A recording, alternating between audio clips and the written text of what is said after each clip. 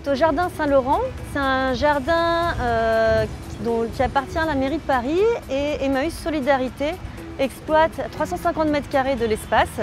Donc ce projet il est porté par l'accueil de jour Bichat d'Emmaüs, qui est un accueil de jour pour les personnes sans abri, et par le service de la Maraude Paris Nord. Il y a un espace qui est donc géré par Emmaüs Solidarité, un espace qui est géré par l'association des habitants du quartier et un espace qui est géré par la direction des espaces verts de Paris.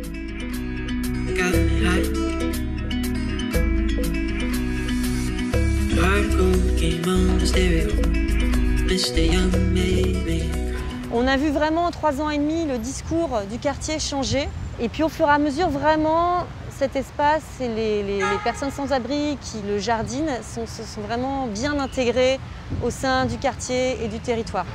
C'est dû à l'investissement de tout le monde et au fait que tout le monde y croit en fait depuis le début. On s'est vraiment battu pour que ce lieu soit réservé aussi aux plus démunis, aux plus loin de l'emploi. On a un animateur qui travaille à mi-temps ici et qui organise aussi tout ça au quotidien.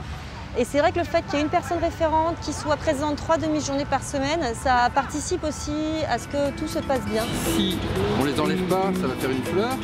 Si on les enlève, les tomates elles sont plus grosses. Si on a plus de tomates, si on ne les enlève pas, si on les enlève, les tomates elles grossissent plus. Ça enlève un peu de l'énergie. Sweet Mary Jane, won't you lay me down? Shut me down with fearful.